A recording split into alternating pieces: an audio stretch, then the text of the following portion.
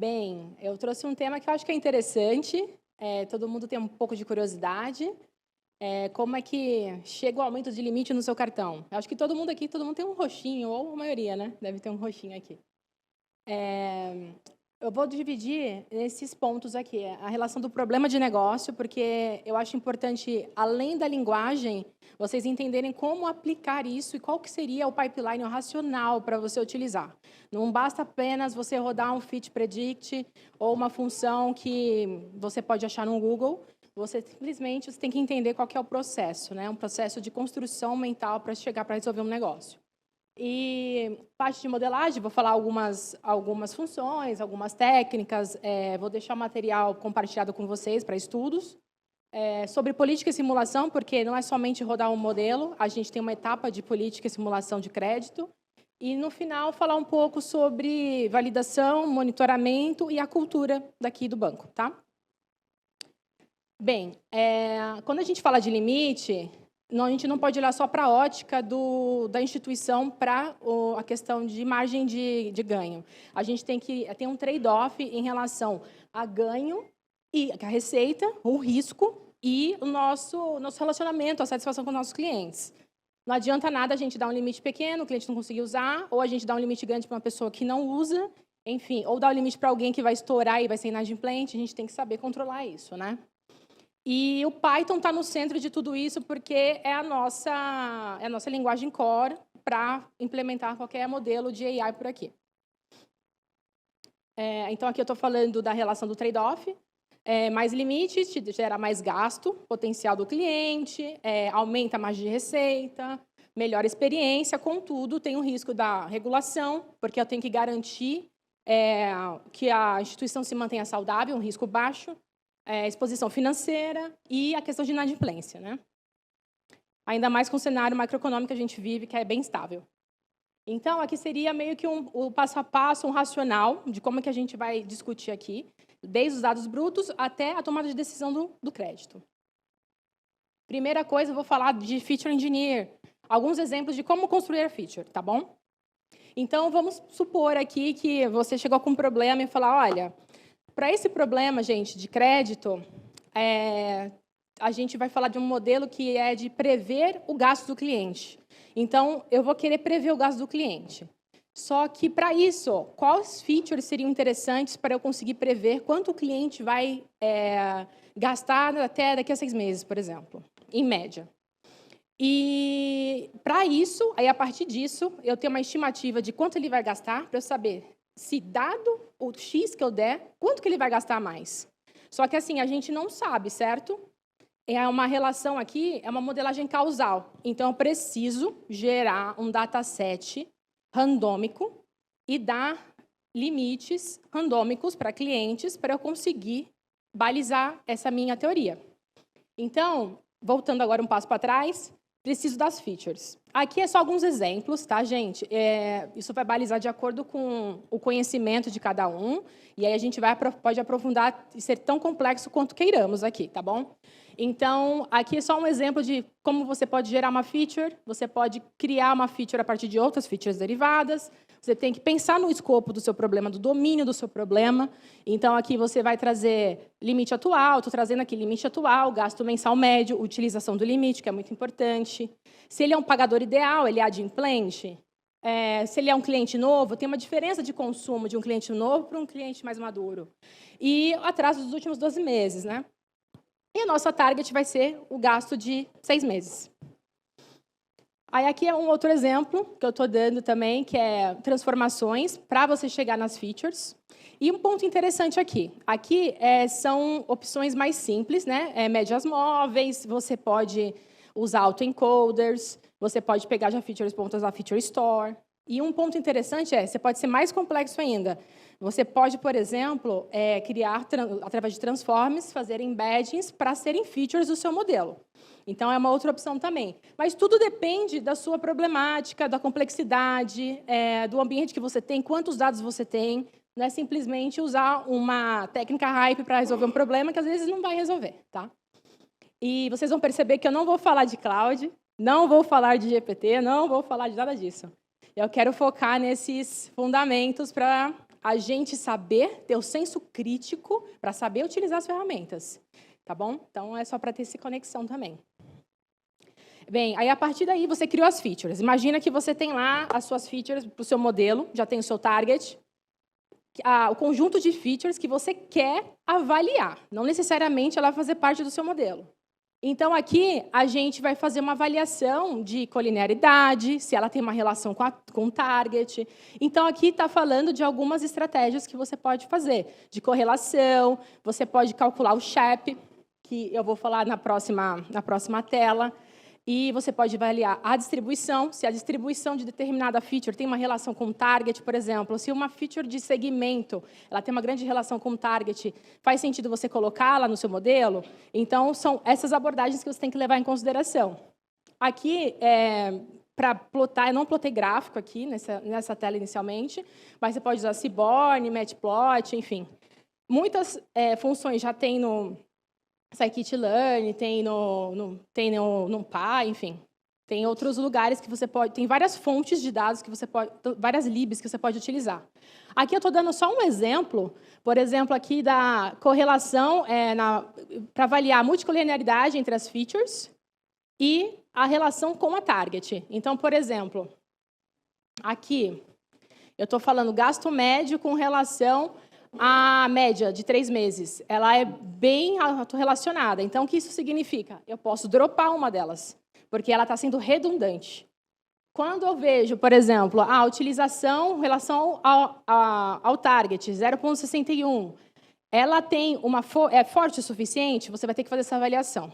Então, esse é o racional. Você avalia a colinearidade e a correlação multicolinearidade entre as features, perdão, e a correlação das features com relação ao target. São duas abordagens, são duas visões diferentes, que é uma das técnicas mais simples, iniciais, que você pode começar a fazer, para já começar a descartar algumas features. Inclusive, features que têm muito nulo, muito constante, de repente, mas tem alguns nulos que elas trazem sinal. Uma ausência traz também uma informação, então você não pode, de forma arbitrária, deletar uma feature que tenha muito nulo. Você tem que avaliar por esses aspectos, né? Aí, aqui, eu estou falando de algumas técnicas, então isso aqui é interessante para vocês depois estudarem, aprofundarem. A gente usa muito o SHAP, que essa abordagem baseada em Shapley Values na teoria dos jogos, ela distribui o crédito da predição em features de forma mais justa. Então, você consegue avaliar quão de força aquela feature tem para aquele seu problema. E aí, ele te traz um gráfico, a força dela, a magnitude dela, e aí você faz um ranking, fala, eu só quero 30 features, 10 features. A partir disso, você faz um corte e você define o seu set de features que vai para o modelo. Então, você pode vir com um bunch de features. Você não vai usar todas elas, porque questão de escalabilidade, questão de performance, questão de redundância, você não faz sentido. Você faz toda essa mineração primeiro, aí, a partir disso, agora você tem o seu set de features. Bem, eu coloquei algumas outras técnicas ali, tá bom? Para vocês bem que abordarem isso, explorarem. Bem, treinando o modelo. Aqui é um exemplo básico. Aqui eu peguei de exemplo o Gradient Boosting. Eu acho que alguns já conhecem, tem o Gradient Boosting, tem o LetGBM, que são modelos muito difundidos por conta da performance dele. E aí eu trouxe aqui um exemplo, como você instancia, o sklearn, você pode trazer a da lib. E aqui é o Train Test Split, que é uma forma tradicional de divisão, aqui para você dividir o seu dataset em treino e teste. E aqui é chamada a instância do modelo. Aqui. Aí você define quantos estimadores vai ter, a profundidade da sua árvore, porque o Gradient Boosting ele é uma árvore, a taxa de aprendizado e a seed, né? que é uma semente, que ele fala, randômica, para gerar os seus dados. Aí você aplica um fit, aí o predict, é tão simples quanto isso, para fazer o primeiro teste, e aí você avalia algumas métricas. Aí, quais são as métricas? As métricas vai depender muito do seu problema. Quando você vê um problema de classificação, por exemplo, a gente usa muito Precision, Recall, F1 Score, tem que levar em consideração o balanceamento das categorias. Agora, quando a gente está falando de uma coisa, de um valor mais absoluto, uma regressão, alguma coisa do gênero, aí a gente vai para os erros, o erro médio, a gente vai para o R quadrado, o R2, e para o Spearman. Cada um deles traz um viés de interpretabilidade diferente. O erro é justamente o erro médio, então vai calcular o predito menos o real, dividir pela média de observações, para você ter o erro médio da sua observação. O R2 ele vai o poder magnitude de variação. Então, se você tem um R quadrado de 0,8, significa que ele consegue abranger a variância de 80% dos seus dados. Agora, o Spearman, por exemplo, ele fala do poder de ordenação. Por que eu estou trazendo isso? Para o meu problema de crédito, eu não preciso só ver, além do erro, por exemplo, eu vou falar que o João vai gastar R$1.000 no cartão. Mas não só isso é suficiente. Eu preciso saber se a Joana vai gastar mais que o João e se essa ordem o modelo consegue elencar. Então, o ranqueamento é importante. Então, não somente a magnitude. Então, é por isso que eu falo que o seu problema está diretamente atrelado, vai definir qual que vai ser a estratégia. Aí aqui a gente tem um exemplo, que é por otimização de hiperparâmetros. Espera aí que eu acho que pulou alguma coisa. Ah, não, foi. Bem, aí aqui a gente está falando de otimização de hiperparâmetros. O que eu quero trazer aqui? Beleza. Você pode fazer lá aquele fit predict, mas não vai ser ótimo. Você precisa iterar mais para saber quais seriam os parâmetros ideais. Vocês viram que eu coloquei um número inicial de estimadores, de profundidade, de learning rate, mas não necessariamente pode ser na sorte, pode funcionar. Mas o ideal é você gerar trials para que você saiba qual que seria uma posição que vai convergir para o seu objetivo. Aqui eu trouxe um exemplo. Aqui a gente usa o Optuna, pode ser outras opções. E aqui o que você faz? Você define uma função objetivo com os parâmetros os quais você gostaria de testar, com as variantes dele. Então, por exemplo, com os estimadores. Quero testar interações que tenham 100 estimadores e outras 1.000. Eu quero testar árvores com profundidade 3 e 10. Learning rate nesse intervalo. Subsamples, enfim. Então, tem várias formas de você testar. Então, você definiu os seus parâmetros ali que você gostaria de testar, os intervalos, os valores. Aí você instancia um modelo, faz o model fit predict, e aí você gera a métrica que você quer avaliar. Eu quero achar quais são as combinações desses parâmetros que vai me dar o meu erro menor que possível. Então, é dessa forma que você gera o primeiro teste. Aí você otimiza, ele vai te retornar o best trial, study best value. Ele vai te trazer o conjunto de parâmetros do seu modelo que vai te trazer o melhor retorno. E aqui você pode fazer cross-validation dentro dele, enfim, você pode deixar mais complexo. E aí a outra tela é justamente sobre isso. E se eu quiser fazer, sei lá, não é só erro, eu quero o Spearman, eu quero o R quadrado, eu queria saber, por exemplo, o delta spending, eu posso colocar uma métrica de negócio atrelada, enfim. Aí aqui a segunda página, ela fala justamente isso, que é multi-objetivo, né? Então, nesse caso, por exemplo, eu estou fazendo a mesma coisa, porém, eu estou incluindo aqui o erro médio absoluto, estou incluindo o R2 e o Spearman. Então, eu quero que o meu modelo performe de forma que ele tem que minimizar o erro e maximizar o R2, que é de 0 a 1, e o Spearman.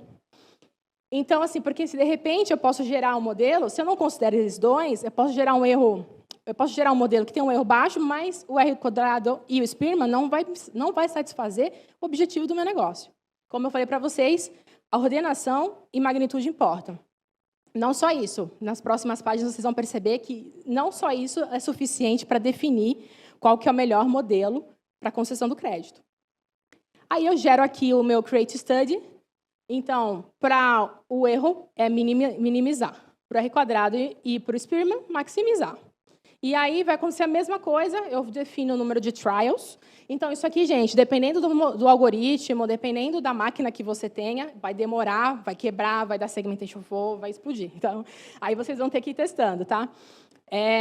Vocês podem até usar o cloud ou ferramentas paralelas dessas para ajudar a maximizar, fazer testes, por exemplo, quantas threads eu preciso usar quantos jobs e threads eu preciso para maximizar, usar o máximo de capacidade da minha máquina, de forma que retorne mais rápido, enfim.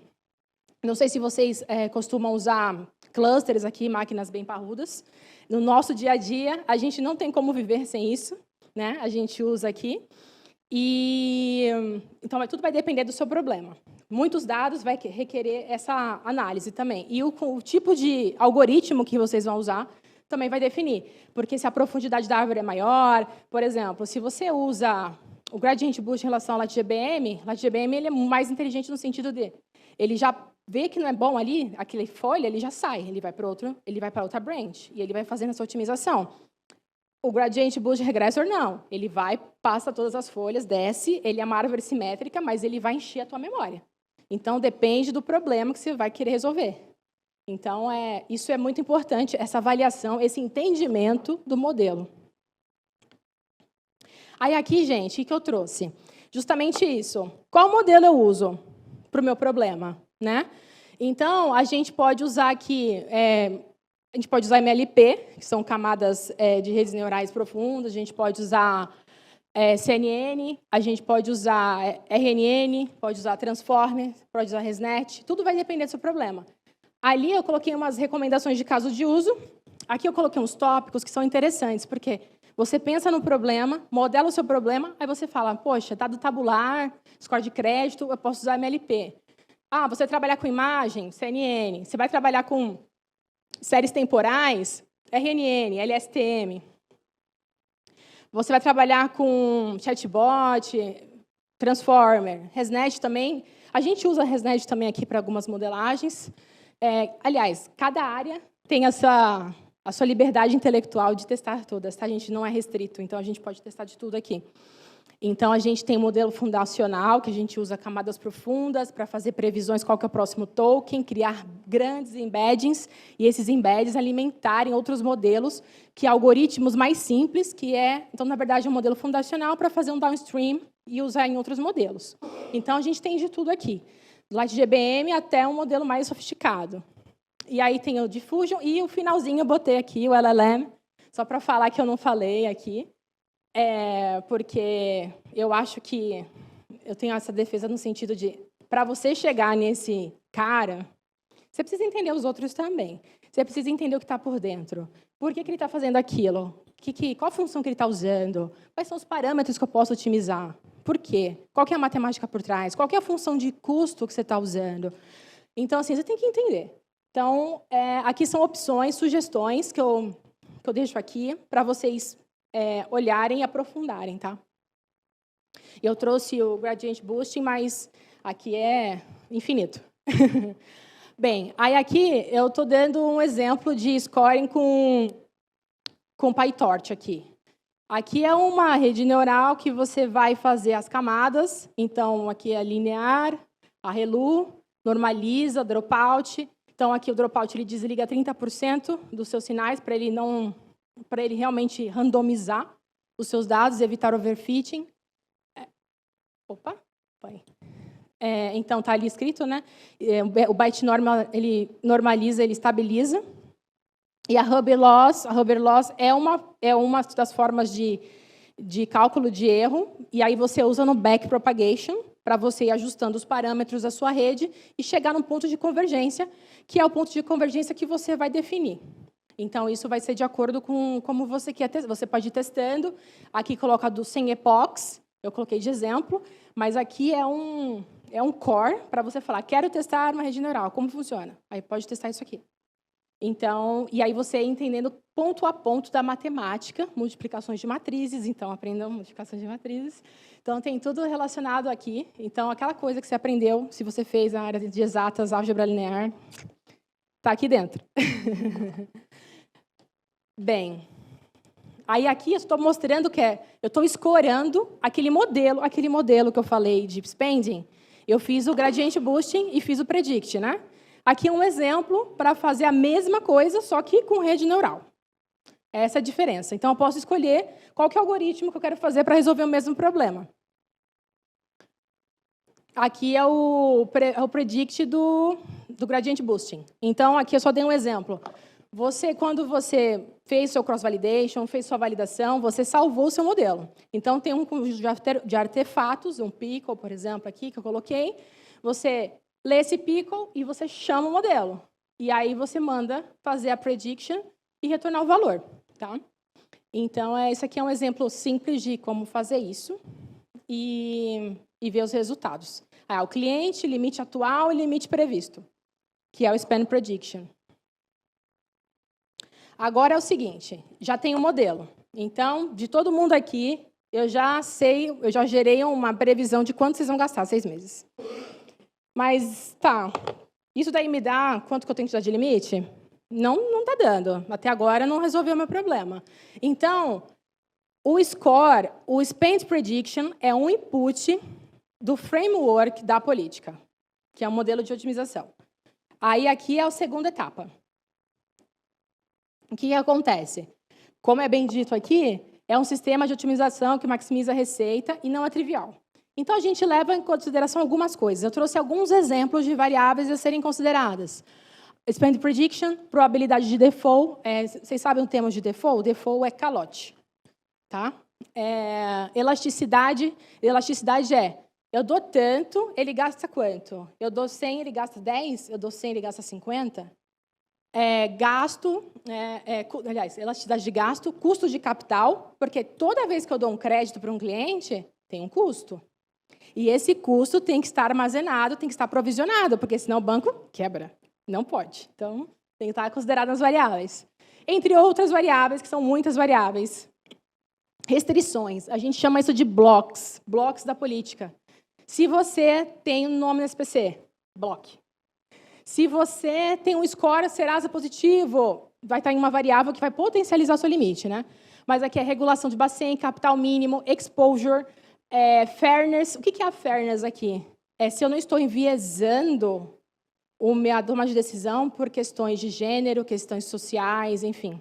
Então, a gente tem que ter bastante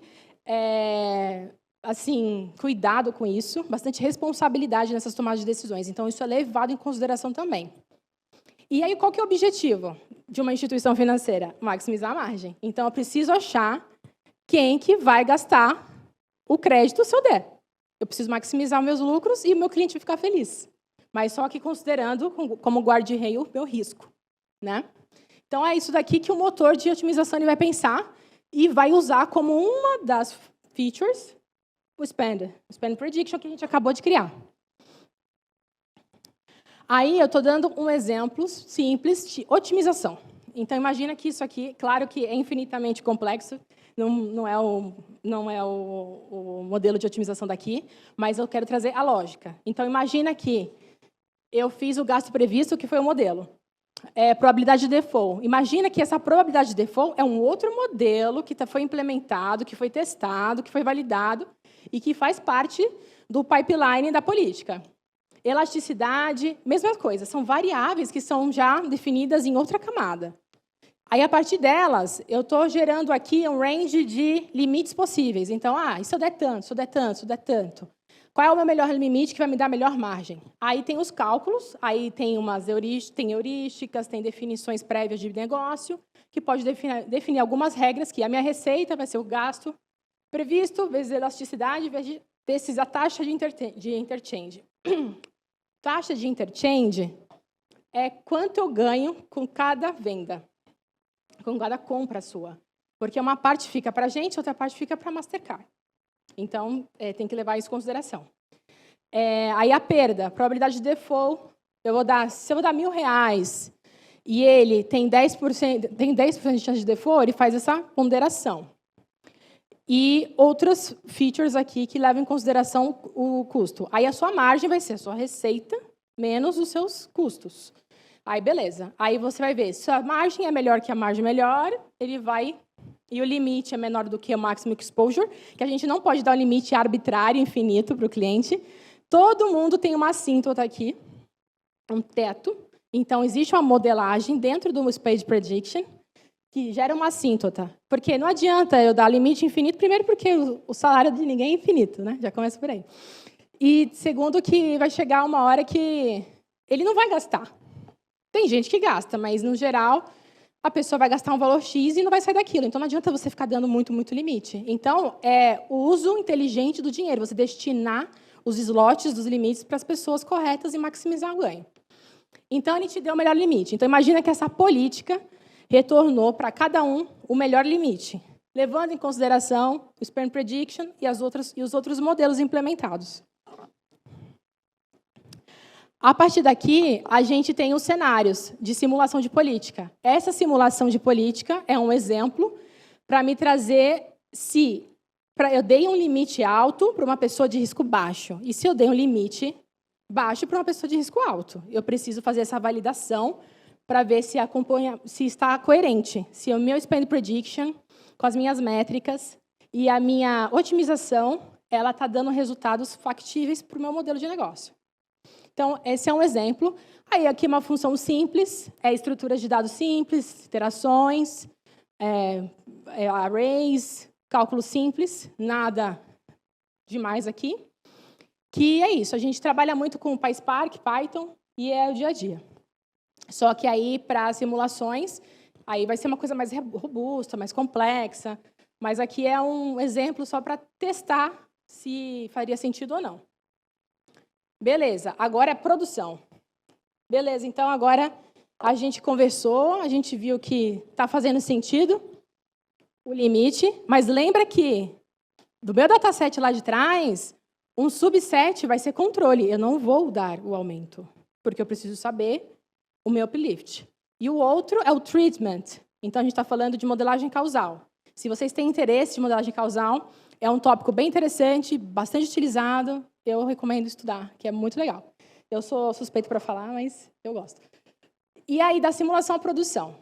Aqui, eu estou mostrando alguns exemplos de, sabe, a sopa de letrinhas, o que usa em cada etapa, aquela coisa toda. Então, aqui são coisas comuns que são utilizadas em cada etapa. Na parte de dados, na parte de Data Engineer, o treinamento. Scikit-learn é o arroz com feijão.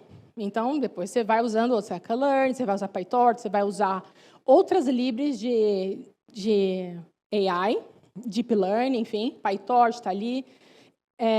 Optuna, que eu falei, de otimização. Quando a gente fala de validação, validação é importante levar em consideração se os seus dados, você tem que avaliar rodout, out of time, out of sample. O que é isso? No meu dataset de validação, eu preciso pegar um público que nunca foi visto. O meu modelo foi treinado, mas eu não conheço o João, a Maria e o José. Elas ficaram de fora do dataset de treino. Para eu não trazer viés, para eu não trazer overfitting. Porque se eu fizer com as mesmas pessoas ou com os mesmos dados, vai falar, nossa, está muito bom esse modelo. Não é, porque ele aprendeu muito bem aquilo ali. Então, você tem que pegar pessoas desconhecidas, é uma opção. Accounts, que eu estou falando. Aí, out of sample. E out of time é o seguinte, eu pego um intervalo de tempo, faço todo esse processamento, e eu pego um outro intervalo de tempo fora desse contexto para avaliar. Então, a gente olha por dois vieses, out of time e out of sample, para avaliar o modelo. Aí, aqui no deployment, a gente tem o Fast API para fazer deployment real-time, a gente tem o Airflow para workflow, o Docker para gerar as imagens e tudo mais. Aqui o Grafana, de monitoramento. Aqui o Shep usa tanto no treinamento quanto aqui para explicabilidade, para eu ver se as mesmas features que eu falei que eram boas lá atrás, elas continuam sendo as mais relevantes ainda? A gente tem que continuar olhando isso. E o retreinamento, porque vai acontecer drift. Em algum momento, seu modelo vai degradar. Então, isso aqui é muito importante para manter o monitoramento, para fazer o retreino, porque uma hora vai mudar a sazonalidade, vai ter uma mudança macroeconômica que o cliente vai parar de pagar. Eu tenho que descobrir isso antes. Ou, sei lá, está acontecendo algum boom, as pessoas estão começando a ter mais poder de compra, preciso agir antes, então preciso prever isso. Então, o monitoramento serve para isso. Aí, aqui, eu trouxe dois conceitos de modelagem causal, que é o Average Treatment Effect e o Conditional Average Treatment Effect. Então, esse average aqui, ele pega um segmento, um subgrupo, e ele calcula simplesmente a diferença entre o gasto do tratamento e o gasto do controle. É o uplift. Quanto que teve de delta? Porque se a pessoa do grupo de controle gastou a mesma coisa, a pessoa que tem os mesmos perfis, então existe um trabalho de identificar semelhanças entre esses públicos, porque não adianta eu falar que o João é diferente da Maria e eu comparar os dois, realmente pode não gastar, porque eles são diferentes. Eu tenho que comparar pessoas comparáveis, dados comparáveis. Então, imagina que eu tenho um segmento ali, clusterização, similaridade, estratificação, a gente fez todo esse processo lá nos dados.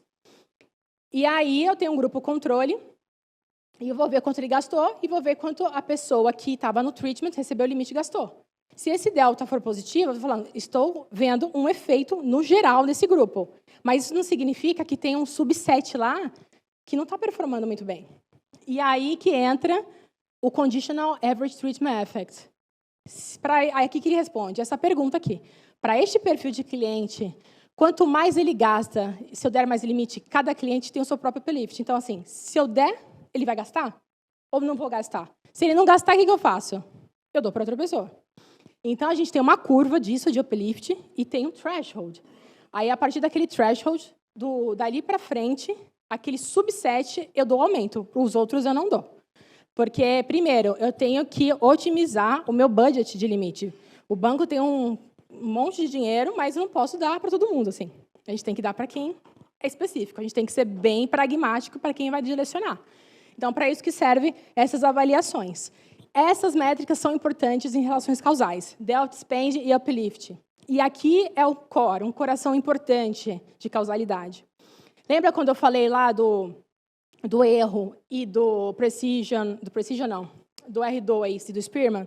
Que por mais que o seu modelo performe bem em relação a essas métricas, não significa que ele vai te dar uma boa margem de uplift. E aí que você entra com essa métrica causal. Porque você vai ter que, se você não inclui essa métrica causal, você tem o risco de colocar no ar um modelo que ele não vai ordenar direito e não vai conseguir te direcionar para o conjunto de clientes ótimos para você ceder o limite. Então, esse trabalho aqui é contínuo. Então, é por isso que eu coloquei aqui. Prever que alguém vai comprar um produto é diferente de saber se o anúncio causou a compra.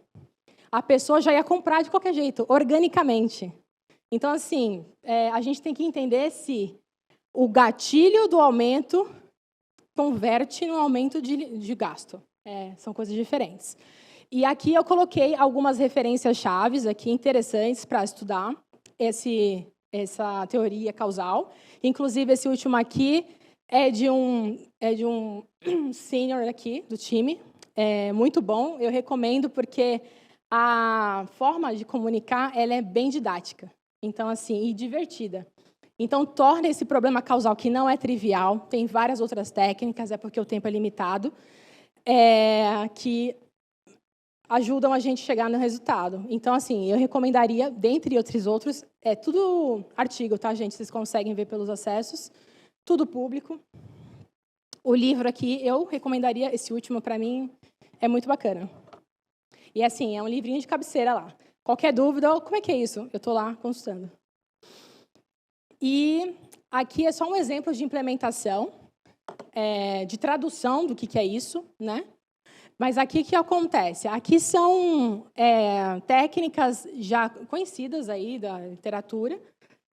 S-Learning, T-Learning são meta-learners que usam estratégias diferentes para fazer o cálculo de CAT. Só que aí você pode colocar dentro de qualquer modelo. Você pode colocar um Light GBM, você pode botar um GBM, você pode botar Random Forest, você pode botar um monte de qualquer modelo para testar. Aqui, só que aí diferencia da estratégia que você quer e o resultado que você precisa. Então, tem que ir a fundo, porque uns vai te trazer overfitting, outros não, dependendo do seu problema, enfim. Tem que fazer um estudo para cada caso. Aí, aqui eu falei da elasticidade, simplesmente traduzindo o delta gasto sobre o delta de limite. Então, assim, aí você vê uma margem de 0,18. Então, assim, a cada real que eu estou dando, cada R$1 ele está gastando 18 centavos. É mais ou menos uma referência, tá? Aí, monitoramento e produção. Aqui, alguns exemplos de código também para calcular drift. Como eu falei para vocês, em algum momento o seu modelo vai degradar. E você precisa se antecipar isso. Então, você tem que detectar distribuições, olhar as distribuições das suas features. As suas features que você treinou lá atrás do seu modelo, hoje, no tempo em produção, elas são as mesmas? Você consegue pegar a população do banco e ser comparável à população que a amostra que você selecionou para o seu modelo? Porque se começar a distanciar, o seu modelo vai degradar e aí não vai mais performar como você espera. Então, a gente tem que fazer essa avaliação ciclicamente. A gente tem um monitoramento justamente para avaliar essas coisas. E a gente vai sofisticando, porque vai fazendo recortes por segmento, recortes por perfil de cliente, recortes por risco. E assim, vejam que todo esse ecossistema, o Spend Prediction é uma parte muito importante, mas outra parte também que é tão importante quanto é o modelo de risco.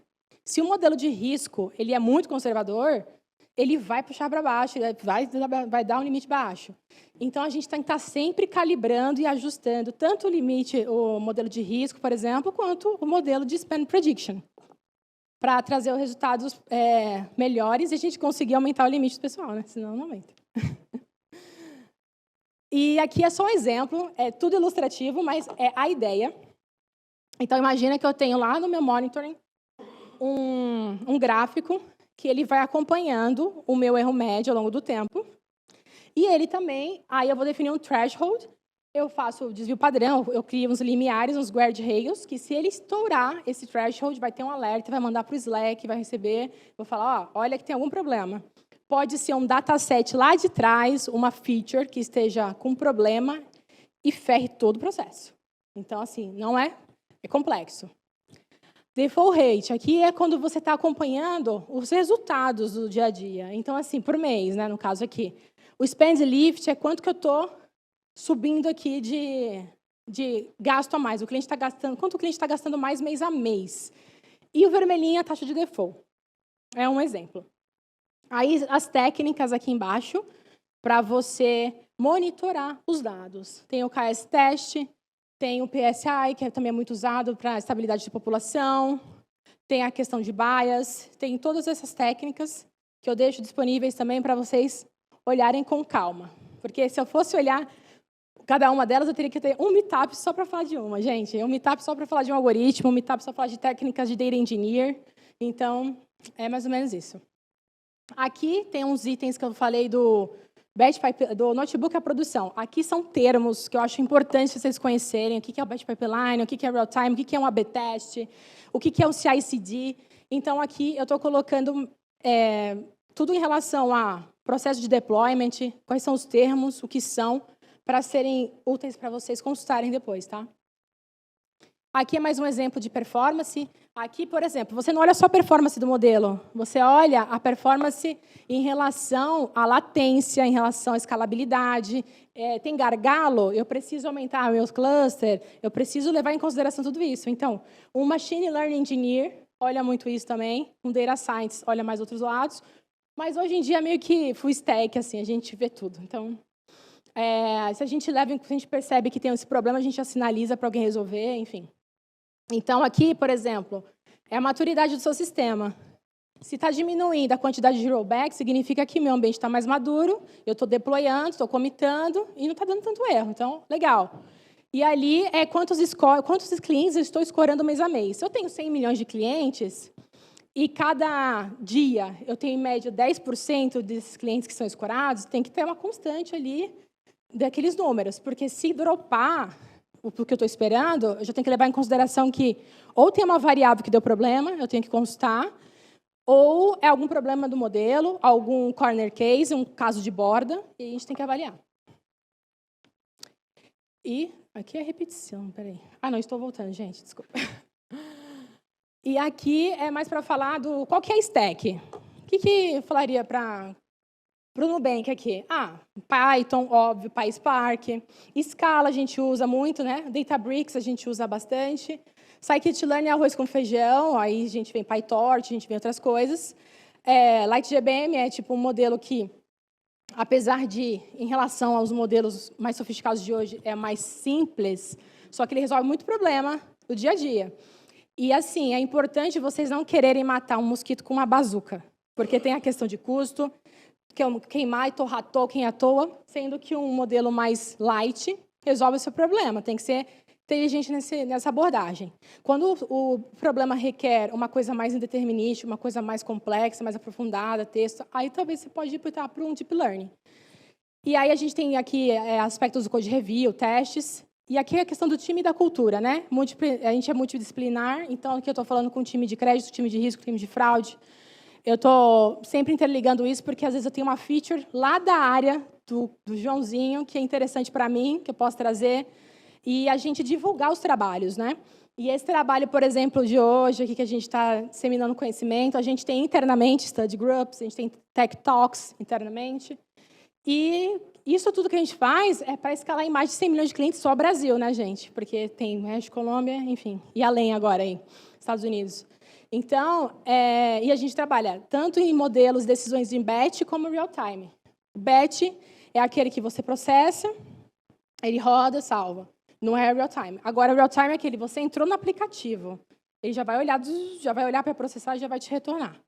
Então, é essa a diferença. Não sei se alguém não sabia, só para deixar claro, tá bom? E, resumindo, é isso. Então, Python end-to-end, você usa em tudo, você tem que comer isso todo dia, arroz e feijão. Política, como não é uma coisa simples, então tem vários aspectos, várias variáveis, várias questões que devem ser analisadas, mas só que essa feature de Spend Prediction é uma das features mais relevantes, então é um dos modelos mais relevantes para a decisão do limite de crédito, por isso que eu trouxe. E métrica causal. Não adianta só você olhar as métricas de performance do modelo mais difundidas, mais as básicas, porque não é ela que vai te trazer o melhor modelo. Você tem que levar em consideração isso. Uma modelagem causal, como eu falei. E se quiser resolver problemas, tem vaga aberta. Se gostar, tem vaga aberta, se inscrevam aí. É isso, gente. Aí aqui tem só links aqui para vocês aprenderem. Tipo, todos os termos que eu mencionei, eu coloquei uma referência de artigo, de livro, para vocês aprofundarem o conhecimento, tá bom? Então, tem umas 3 páginas aí. Aí, bem, bons estudos.